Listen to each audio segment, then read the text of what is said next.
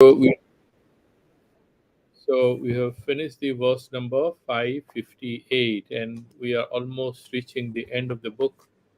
I hope if going well, we should be able to wind up tomorrow. Let's see how it goes. So in the verse number 58, he mentioned what happens. Sadatmani Brahmani Tishtato Munehe Purnadvayananda Mayatmana Sada Na Desa Kaladi Uchita Pratiksha Na Desa Kaladi Uchita Pratiksha Twang Masa Vitpinda Visarjanaya. So we had referred to a couple of other texts where the importance is not given at all to the physical frame of the guru, even though people are very attached. All of us are emotional about the person we love, especially when he's the guru and he's your preceptor, you are very attached to it. I'm reminded of the story of Tapovan Maharaj and Chinmayanand. Apparently, what happened was that Tapovan Maharaj was perhaps living in Uttar Kasi those days, or maybe in Gangotri, maybe Uttarkasi, and his disciple Chinmayananji Maharaj goes to pay him a visit, and he was very frail towards the end of his life, and Chinmayanand had become world famous as a preacher, as a person who is speaking so wonderfully about Upanishads and especially Bhagavad Gita. So he looked at his guru and he felt a little bad that he's living in this kind of a dilapidated building and with so very little material comfort. So he immediately ordered very good cushion and a support pillow to support his back. And interestingly, he thought that he can support himself against the wall. It's so cold. The moment he put those pillow and cushion and everything, then his acharya moved forward and he ceased to take the support even of the wall. He tried to sit still straight, even though he was very weak and frail those days. And then Chinmanand was kind of, he broke down, and his Guruji laughed and told, "That is why I taught you Vedanta, that you would come and look at my body and start crying. That is the reward you are giving me to your teacher." And Chinmanand didn't know how to respond to him because he said, "You are still emotional, you are still identified with my body, then you haven't understood Vedanta." He was not saying that you be insensitive and be cruel. He did recognize the emotional content of his dearest disciple, but at the same time, at his level, from his perspective, he was always trying to stick to a certain domain where he knew that he had absolutely no attachment with his body. Sadatmani Brahmani Tishtato Munehe, the person who is ever established that Muni in that Sadatma, that Brahman, Purnadvayananda Mayatmana Sada, and his mind is full of that bliss, that Advayananda, there is no two, there is only one self, and that pervades this whole universe. Na desa kala adyuchita pratiksha, and to pratiksha, to leave his body, he doesn't look at the calendar or this or that. Twang masa vitpinda visarjana, in order to relinquish this physical frame, it's actually dirty. It looks, we dress it up, we make it, I mean, it's a big business, isn't it? If there are so many TV channels only dedicated to fashion, and so you have so much of media space given to this, and there are a lot of people who are doing business. That's a business line for them. So he's saying, he's refuting. So the teacher is alerting the student, you are Jivana Mukta, you are saying this, please remember this, that you should not return to Dehatma Bodha, come whatever may. You should never return there. Now he moves forward, 559. The student came to him for Upadesha, and the whole dialogue is kind of coming to a conclusion. Now, what about his sannyasa? He may have taken sannyasa, but what is the level of his vairagya and sannyasa? The teacher is fully aware of it. He considers him to be one of his greatest students and is very proud of him. He's very appreciative of his understanding. At the same time, he is clarifying that do not try to show off your vairagya, because external vairagya is not necessarily a filter or a kind of indicator. It's not an indicator for how well you are established in the truth. So he speaks that out in the verse number 559. देहस्य मोक्षनो मोक्षो न दण्डस्य कमण्डलोः अविद्या हृदया ग्रन्थि मोक्षो मोक्षो यतस्ततः देहस्य मोक्ष मोक्ष here is tyaga dehasya moksha. What is the moksha? What exactly will give you liberation? That is not breaking away from samsara. Dehasya moksha. You abandon your body. You don't take care of it. You ignore. Dehatma Bodha, he just mentioned how important it is to overcome Dehatma Bodha, body consciousness, body mind identification. Then he says, but that is not enough. Now moksha, dandasya kamandaloho, dandasya moksha, dandasya tyaga. So, these dandi sannyasis. So, when they are given sannyasa, they are given a certain danda. And because Dandi Sannyasa is given by the Sankaracharya Parampara, some people actually carry that danda in a way to indicate that there were Brahmins who become sannyasis. Because after sannyasa, you don't have thread or anything, you throw everything. So they carry their danda, and there are some rules and regulations. Because that danda dharma that you are identifying, that is the final truth, not the physical state. But there is a particular process, and there are some rituals that do. That danda is not exposed, it is covered with cloth. In Vaishnavas, they have, I think, four sticks. Then there are tridandis. There are some sannyasis who are tridandis. Now, he's saying dandasya na kamandalu. Ho, kamandalu, even of the kamandalu. Some people carry the kamandalu, some people don't carry it for amongst the sannyasis. He's saying no. Tyaga of these things, tyaga of your clothes and stuff like that, your danda and a kamandalu, and you call yourself abadhuta, you don't become one. How do I become one? How do I get liberated in true sense of the term? How do I understand that my tyaga is perfect? Then he explains, avidya hridaya granthi moksha moksha yataha tataha.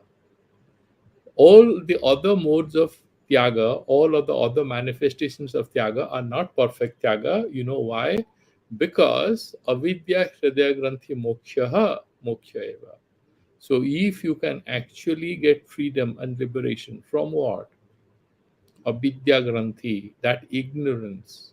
That means atattva bodha, atattva brahvriti, getting rid of what is not tat, what is not Brahman.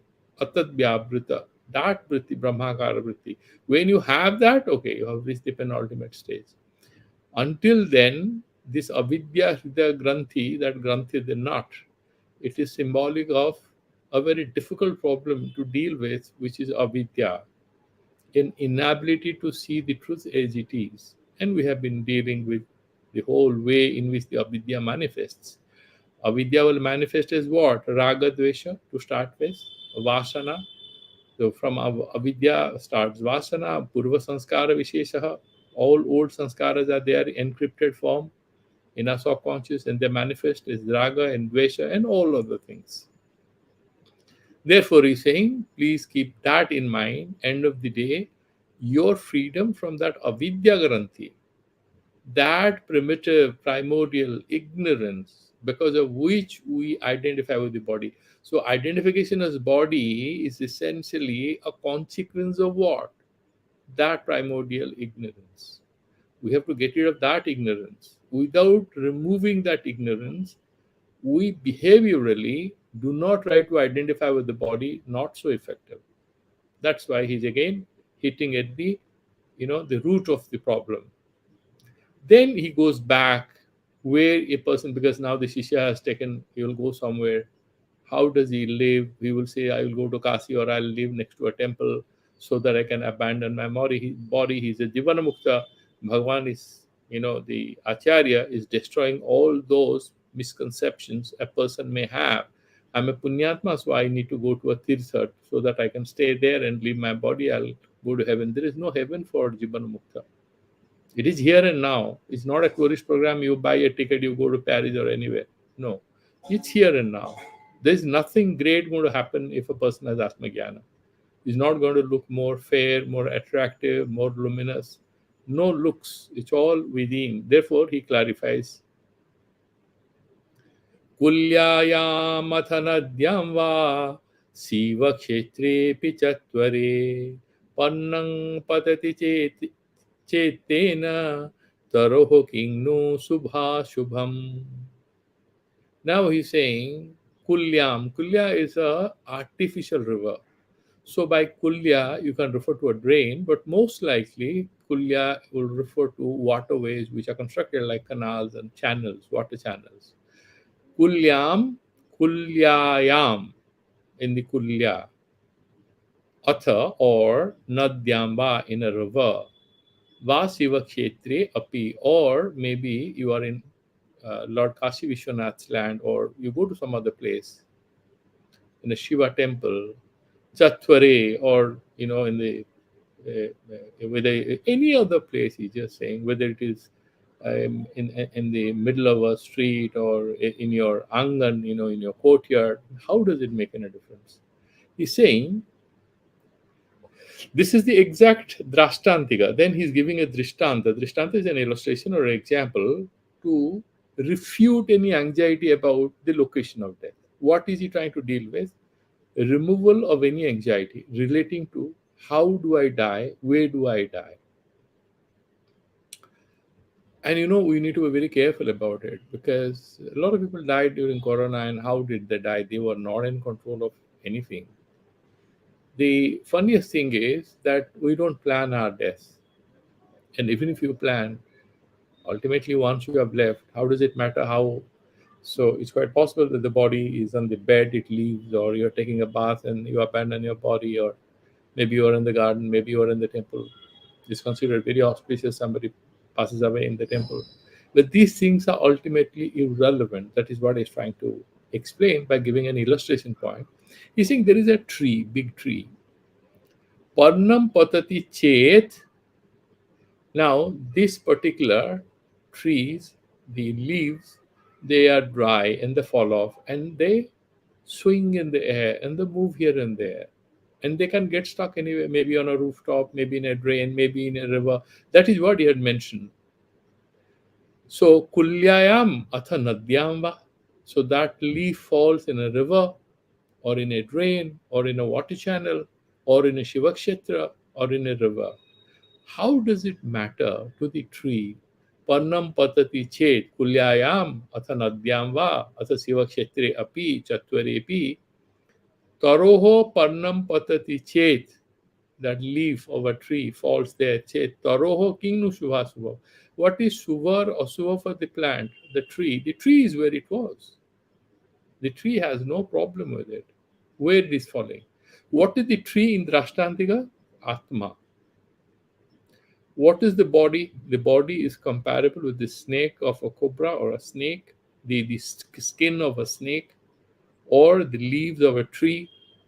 Okay, or sometimes it is comparable with the shed of a body. This particular thing is completely meaningless, right? So it's like a dry leaf, it falls off and makes no difference whatsoever to the tree. Similarly, Atma is Sarvagata. Atma is universal, it is non local, it's nothing having a location. So where you die, Atma is not dying there. Atma, first of all, is Abhinashvara, now has no beginning, no end. Moksha is what? Termination of the Jivatma, the story around this false self. Therefore, finally, he will say, look here, my boy, both Bandha and Mukhi are also imaginary. मुक्ति मिल गई, आप बद्ध है, ये भी मूर्खता ही है. जिसका जन्म ही नहीं है उसको मोक्ष क्या मिलेगा? आत्मा का जन्म कब हुआ? It was never born. Where is going to get liberation? This is at the level of the mind, and that's fine.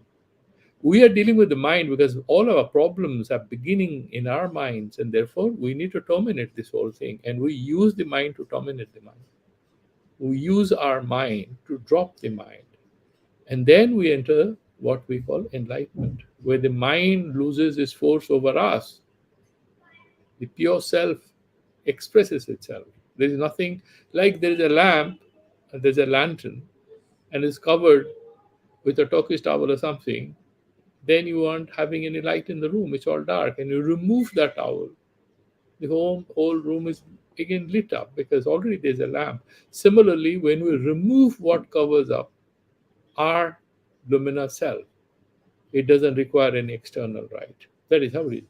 Then he's further elaborating the abhinasita of the Atman, that it is never going to die. Because we discuss about death, why we shouldn't be bothered, he's giving a rationale. पत्रस्य पुष्पस्य फलस्य नासवत् देहेन्द्रिय प्राणधियां विनाशः नैवात्मनः स्वस्य सदात्मकस्य नन्दाकृतेर्वृक्षवदास्त एषः. He's explaining this beautiful thing. Patrasya pushpasya phalasya nasavat. So there is a tree, some leaves dry up. Every, before spring, they shed. During the winter, they shed all their leaves. Pushpasya, all the flowers, they fall off every morning.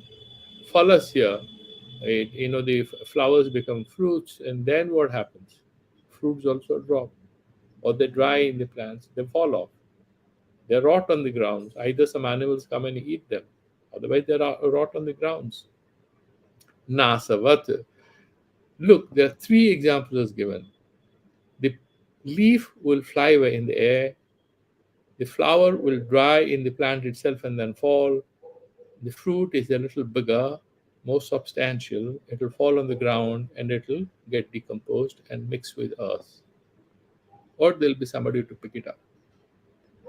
So they have three ways in which they get terminated. The tree is not affected. Okay. Nasavat deha indriya prana dhyam. So if you look at the sukshma, the sthula sarira, and you have the sukshma elements there. So you have the pancha pranas, dasa indriyas, jnana indriyas, and karma indriyas, and a buddhi.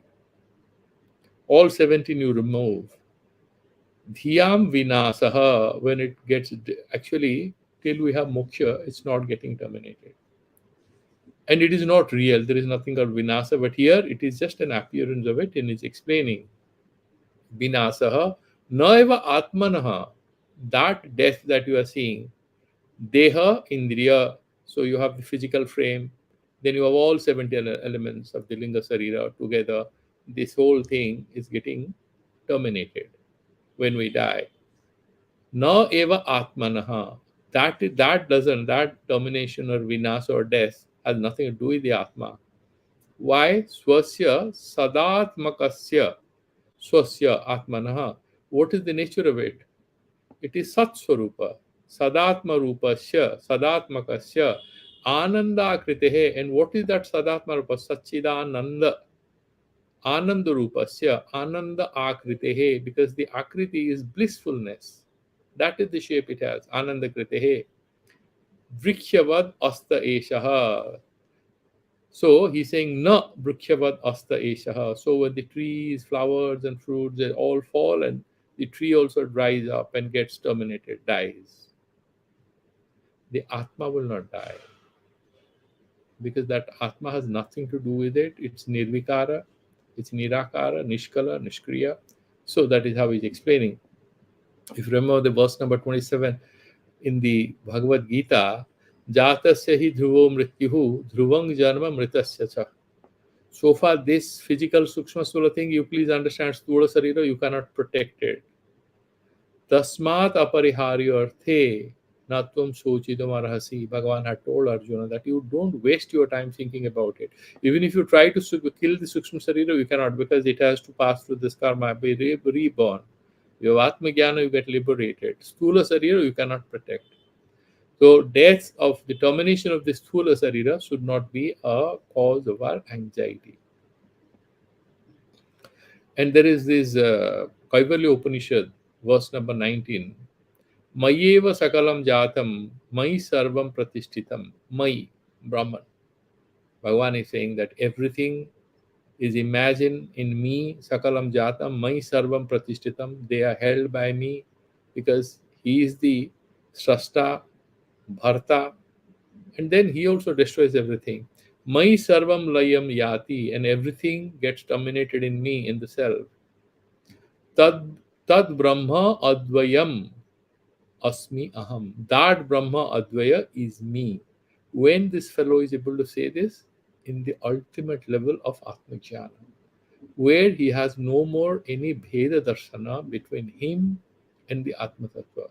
So he is saying that I am verily everything, all this, where everything is created and everything is getting terminated. So what to talk about death? Because death happens in me, birth happens in me, sustenance that you see happens in me. Kavalya Upanishad, verse number 19. Then he sort of is going forward to explain the immortality of that Atma, because it has no birth, so there is no death. Prajnana ityatma lakshanam satyasuchakam anudyopadhikasyaiva kathayanti vinasanam. When we talk about vinasanam, koi mar gaya, someone dies, what is it referring to? Is it referring to the Atma? No. Is it referring to the domain of Paramarthika Satya? No. It is referring to the domain of phenomenal truths. The phenomenal reality of samsara where we are, it is referring to that. Therefore, he is saying, Pragyana Ghana iti Atma Lakshanam. So when you say Pragyana Ghana, so you are referring that Atma Lakshanam, Satya Suchakam. What is it referring to? It is referring to the truthness. You see, there are two ways you can look at satta. One is like the Nyayakas. They say the easiness is there in this pen. Satta, the color, rupa, and guna and karma. These things are there. There are gunas there, different kind of qualities, and karma, right? So drabya, guna, karma. There is a drabyatva, substantiality, and attributeness. There are certain attributes in it, and then kriya, certain movement happens there. Now, there is a parasamanya. What is parasamanya? Even subtler isness is that it exists. That is called satta. That is a samanya. Nityamekam anekanugatam samanyam. That is a lakshana they give in the Nyaya language. Now, the Brahman is not like this, because it is not aneka. The pen, drabyatva, the substanceness of this pen, it is there in different other substances. So we can say that the substanceness or substantiality is one particular general quality or general attribute. But Brahman is only one, so it doesn't have any attributes. We are using language to make sense of it. So aneka anugatatvam will not be there. That is anugata, that there is an attribute which applies to many things of the same class. That we cannot say, because there is no sajatiya or vijatiya bheda. There is no sajatiya bheda in Atma. Sajatiya, vijatiya, swagata, bhena, bheda rahitaha. There is no bheda. And therefore, we cannot say this. So, what does it say? That pragyana ghana iti atma lakshanam satya suchakam. And then anudya aupadhikasya eva. So when you have anuvada, anudya, if following this, aupadhikasya eva, with name and form, there is a upadhi. So we say kathayanti vinasanam. Whenever we are talking about death or anything, we are only talking about the sopadhika Brahma. So what is the upadhi here in us? The body-mind complex. That is the upadhi. Like, for example, the space which is inside this pen. The upadhi is this pen. That's why you call it pen space. We break and destroy the pen. What remains? Space remains. Is this space liberated? You can say you liberated the space, but actually space was always free. There was nothing to liberate there. This upadhi is there. Remove the upadhi. I have freed the space. It is no more in the pen. Where is space? No, it has become pure space. Manner of speaking. Generally, we are not doing anything. You are destroying a pen. Okay, so now I have liberated this pen space which was trapped in the pen. You can say that. Genuinely speaking, it is not there because space was never bound up in the pen. That is our way of looking at it. By destroying the pen, We have another way of looking at it, and we feel as if we have liberated the space from the contours of the pen. That is what happens to Atma when we die. That Atma gets liberated, or when we have Atma Jnana, Atma gets liberated. Atma doesn't get liberated because it was never trapped. That is how he's now taking us to the ultimate level of Vedantic insight, where we do all that for sadhana to discard all these faulty notions, but he's now trying to reach the ultimate level. At that level enlightenment, everything is kind of hodgepodge, there's nothing in it. But then why do we go through all this if they are all meaningless? Otherwise, you don't reach there. Like you remember in mathematics in school when we were doing an arithmetic, what we were doing, let's assume the value of that quantity is x. You require to presume that x, that is the adhyaropa. Then you do the details, that is apavada. So you need to imagine God in name and form, prana upasana, udgita upasana, onkara, udgita upasana. We need all these. There are these 32 vidyas in the Upanishads. We need to worship Lord Rama or Krishna or Shiva, and we need to continuously do it. Madhusudana Saraswati, one of the greatest Vedantists, said that whenever I look at the face of Lord Krishna, I'm full of tears. Why? Because you are in samsara. If you can have your breakfast in your lunch and dinner, why can't you have your puja? What's stopping you? Now I'm a Vedanti, fine. So, but you are, why are you eating? Because the frame is there. Which frame is there? You are a Jivatma. So far, this Upadhi is concerned. So you need to worship. So you need to meditate. What's stopping you? So Thakur Ramakrishna Paramahansa, after he ultimately reached that Advaita Chintana, that Advaita Atmagyana, with Totapuri's help, he meditated, he came back, he said, yeah, but I need to be in this game of play with mother. I want her love. And he came back to do his worship. His Vedanta didn't prevent him. And he said, who are you to actually decide whether she's Shaguna or she's Nirguna? You want to decide who is the boss? How should the boss dress up? How should the boss speak? You want to advise? You'll lose your job. Therefore, these Paramarthika, what use? If we continue to do puja and all, there is a lightness in it. There is that wisdom element in it. You're doing everything. The mother is playing with a little baby, blabbering like the baby. The baby is genuinely trying to talk. The mother is acting as if she is speaking. And there is a wonderful Leela there. And whenever you look at a mother and little baby, that sort of, I always see the God's grace there, because God exactly comes in our life like a mother to sort of give his grace to us, or her grace to us. Because, and he can take any form. Even Sankaracharya says that he can assume any form to bless us, to enlighten us, save us from faulty understanding, from going down. Bhagavan has assured that in Bhagavad Gita. When I find a person who is trying, I give him an opportunity to commit another punya karma so that I can purify him further. He's a nonsensical guy. I give him an opportunity, a temptation to go down so that I can punish him. Ultimately, it's all our karma, and there is complete, absolute freedom in a certain sense. A lot of people say freedom and determinism, but Bhagavad Gita, if you look at it, Bhagavan is giving you all chances, and we have to take our first step. Okay, now in the verse number 563, now he's saying, Avinasi va areyam atmeti srutiratmanaha prabravitya vinasitvam vinasyatsu vikarishu. Avinasi va are ayam atma. This is a dialogue between two great Vedantists. Jagyavalkya had two wives. One is Katyayani, the other one was Maitreyi. Katyayani was like a wise wife, okay, worldly wise. But Maitreyi was more of a student. Whether she was actually a student who married the teacher, God knows. But she was philosopher. She was a great philosopher. So when Yajnavalkya says all these 1,000 cows are yours, and this estate, the land, the students, this ashram is all yours, I'm going where? In search of Amritatva. Then there's a dialogue between Maitreyi and Yajnavalkya in the Brihadaranyaka Upanishad, where he's saying, Saho vacha Maitreyi atreva ma bhagavan mahantam apipipan nava aham imam Tvajanami iti sa uvacha na va are. And then, this whole dialogue. I have not written the whole dialogue. In the Brihadaranyaka Upanishad, you can go. Uh, One good thing you can do is the Sri Aurobindo Ashram. There is this person, wonderful person called Sampad Mishra. So he has created a website.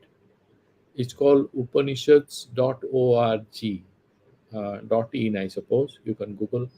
And then there is an app from Google also. You can download it.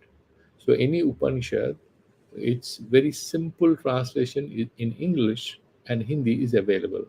Also Bhagavad Gita. So you can go there, the Upanishads, the major Upanishads and the minor Upanishads, all the Upanishads are there. So you can go, that's an app.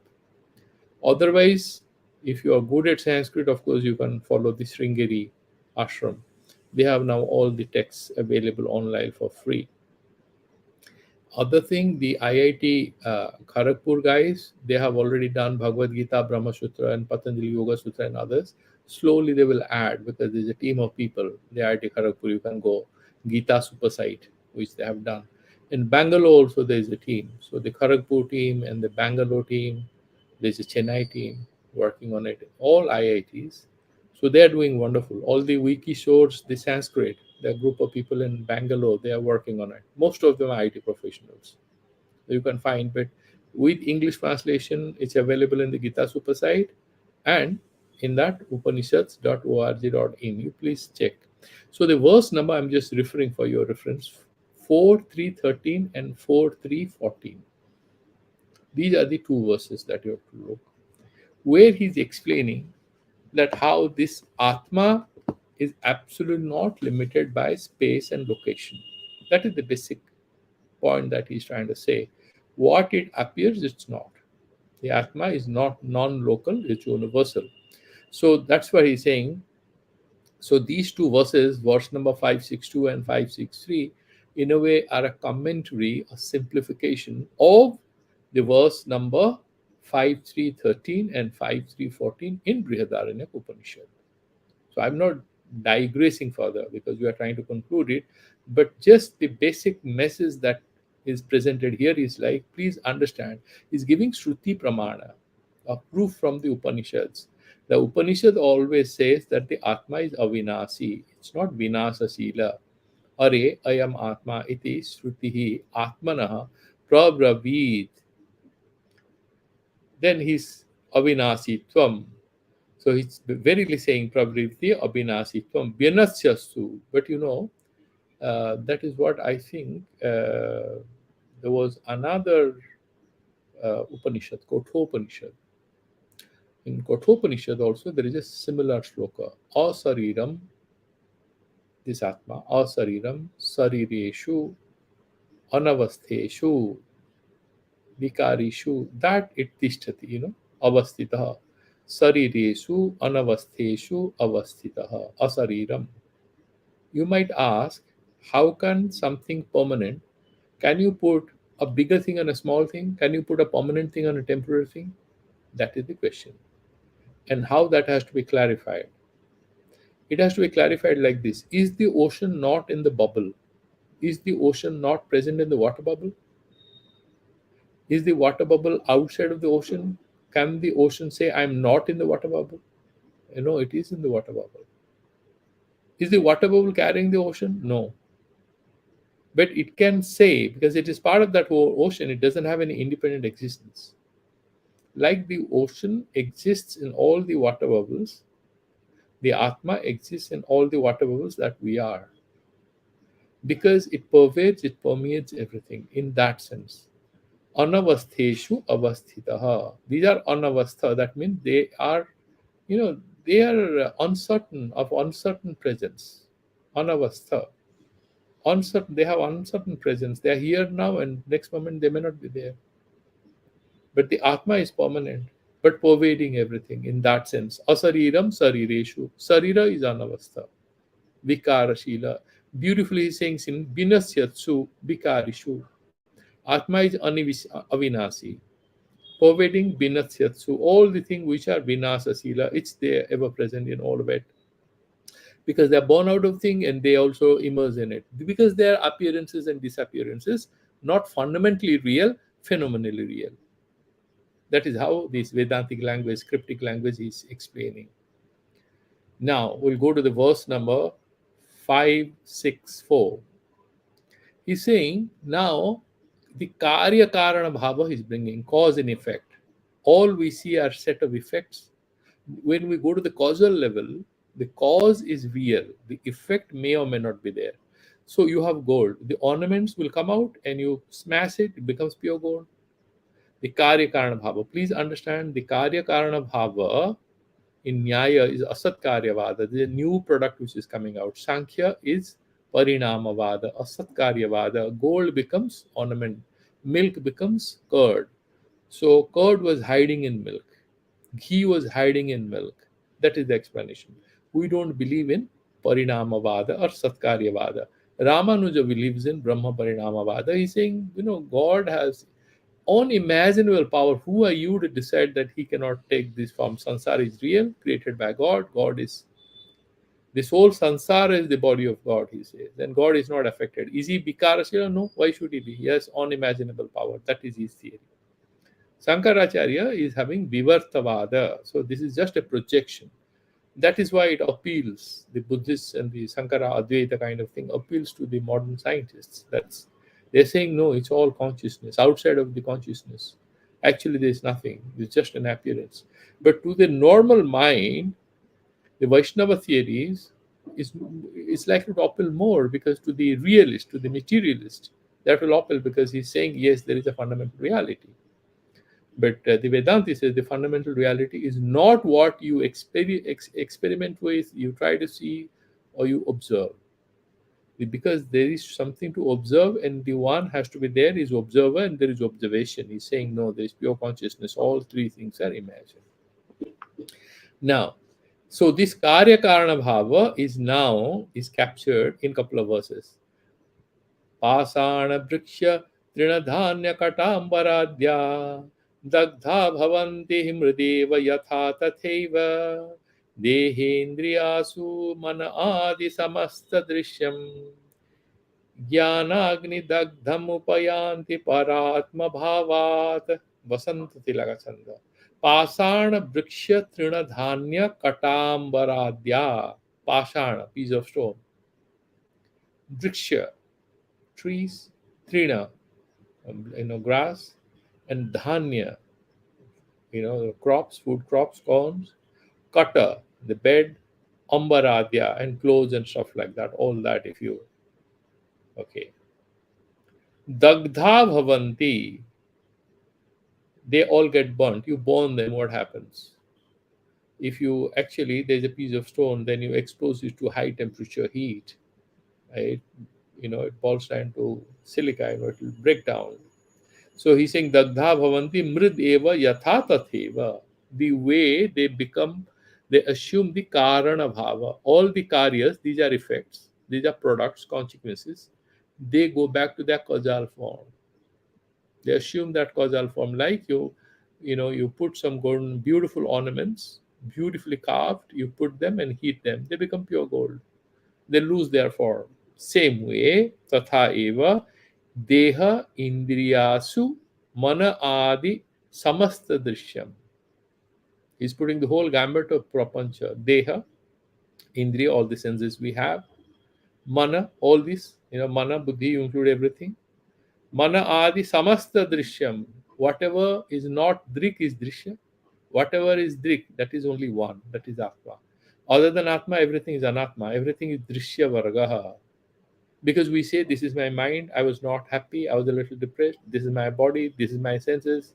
All these are in Drishya Varga, material, objective material reality. The self is non-material. This is the Sakshi Cheta. That is the witness. Therefore, he says, Samasta Drishyam, Jnanagni Dagdham. All these imaginations get dominated. There is nothing real about it.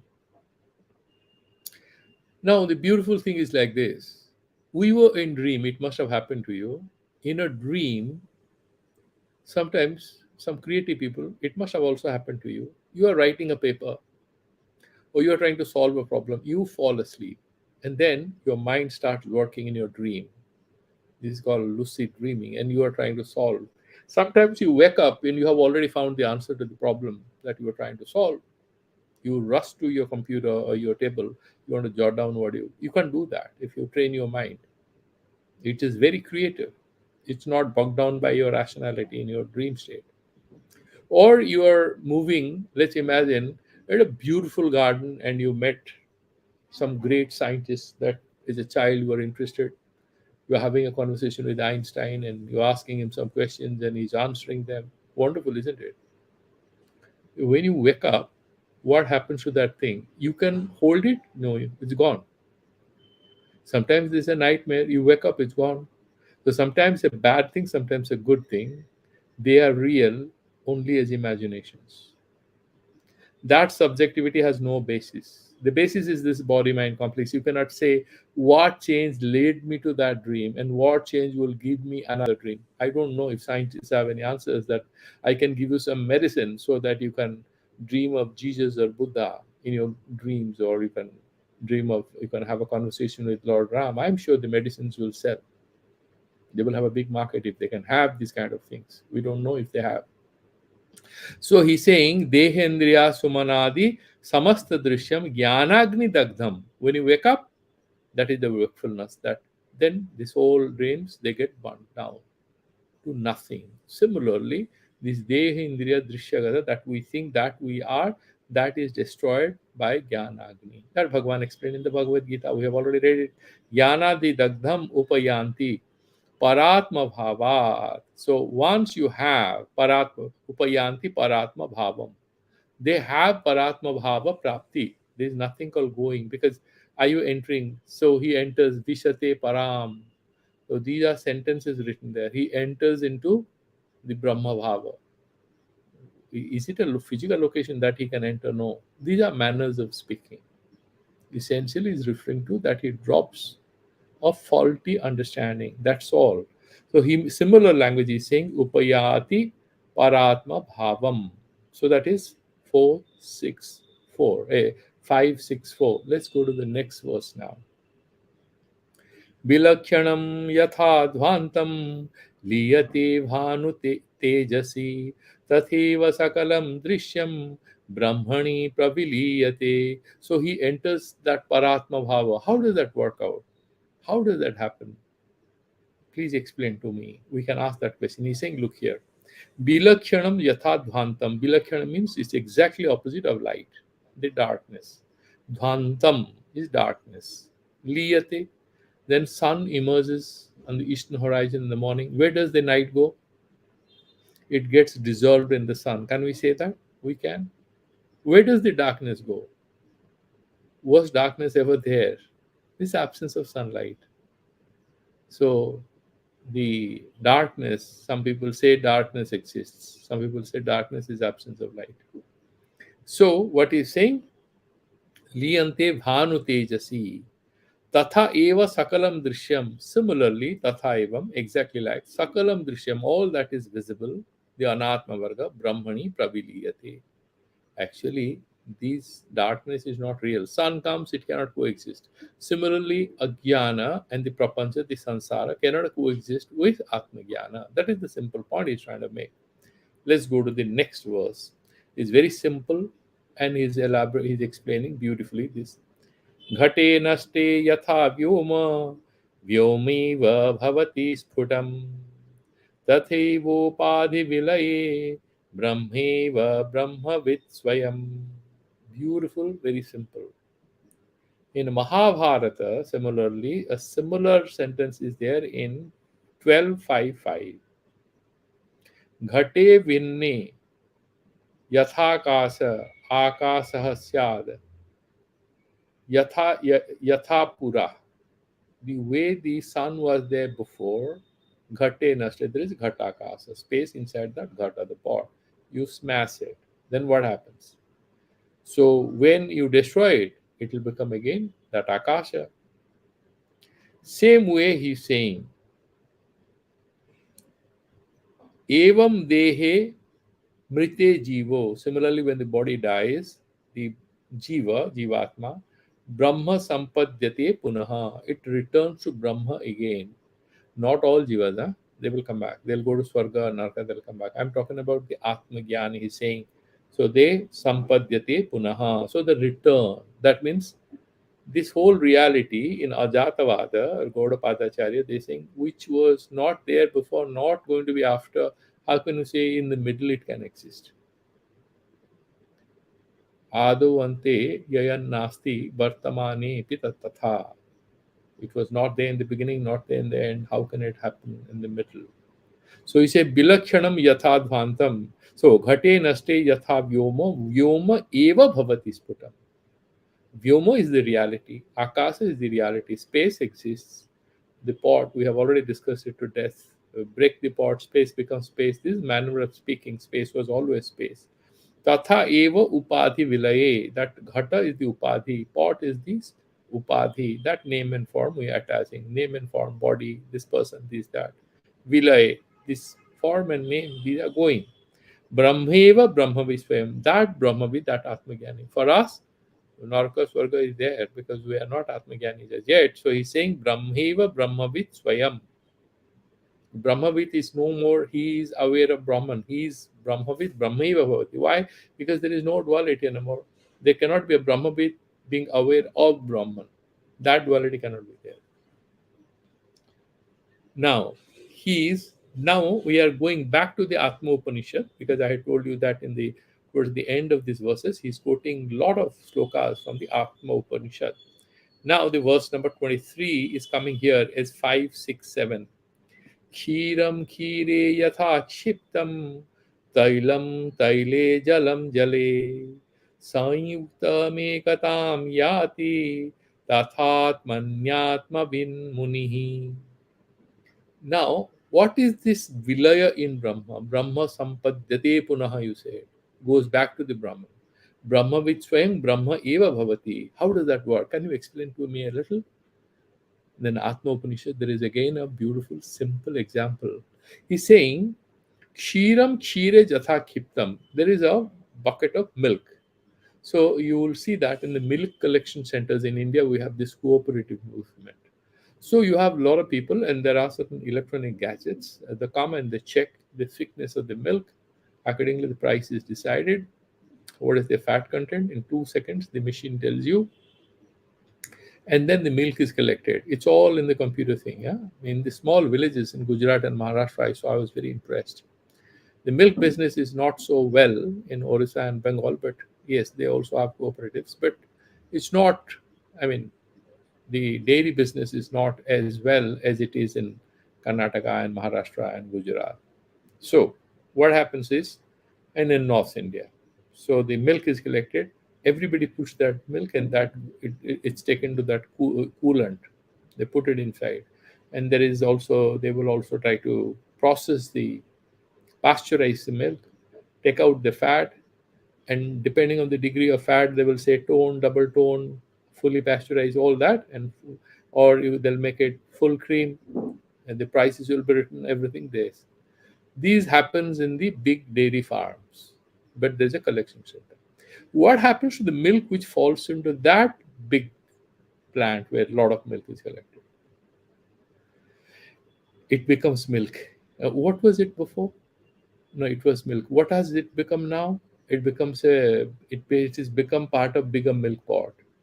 No, but you're talking about the pot. What happens to the milk? Milk becomes milk only. Milk stays as milk. There is just a perceptual difference. That is what he's saying. Kshiram kshire jatha khiptam. You put milk in milk, it becomes milk. Oh, that's a way of speaking, nothing else. It was milk. Tailam tale. There's a container where you're collecting oil and you put more oil in it. Jalam jale. You have rain, falls in the rivers and ocean. What happens? Jalam jale. What happens to the jala? It becomes jala only. Sanyuktam ekatam yanti. When it connects, the way jalam jale, shiram shire, sanyuktam, when it is added, ekatam, it becomes oneness. Tatha atmani atmavit munihi. Same way. It's like a pot of milk falling into the big container of milk. This Atma Ved, who knows when he abandons in the body, like small milk container, that container is the Upadhi. You put the milk, the Upadhi of small container is removed, and the Upadhi of big container is added. But in Brahma, there is no Upadhi, it's Nirupadhika. So Upadhika becomes Ishvara. With that also you can, I will go to Vishnu Loka, then not a problem. Advaita Vedanta has no problem.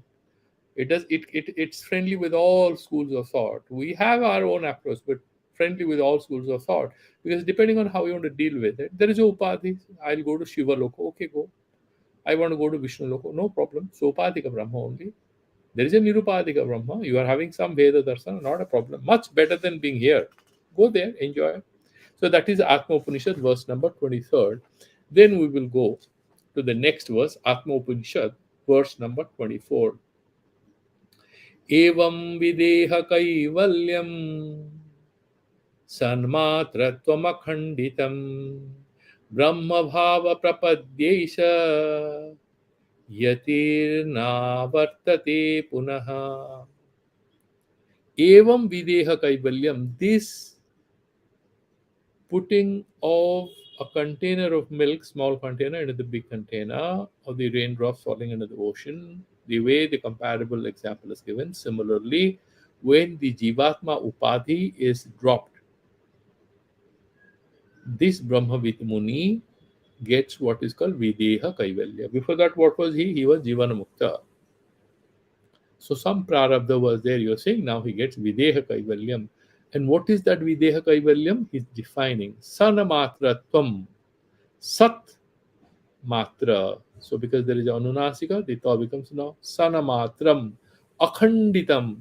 If it is Khandita, then is Desa Kala Vastu Parisiddha Sunyam Brahma. That will not, that qualification will not come. If it become Khanda, then Vastu Paricheda Sunyatva cannot be established. It will be limited by its physical appearance. So it is Akhandam, Sarvavyaptam, Sarvagatam. That container is limitless. The container of milk is a bigger, smaller one, goes into the bigger one.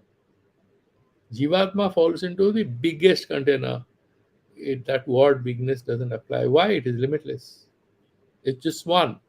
So he's saying Akhanditam. So there is no bhaya. Because if you have another thing, then you have any fear and anxiety or any particular thing. Here there is no bheda. Brahma bhava prapadya esha. Once you have this Brahmavada in your pocket, they say the moment hastagata amalakavat, the way you're holding amla, candy in your hand, or you're holding a small thing, or maybe a coconut, you're holding it. So you know you're holding it. Somebody say, where is it? No, you're holding in your hands. Similarly, prapadya esha yatihi. This muni, this yati, yatna sila purusa, na avartate.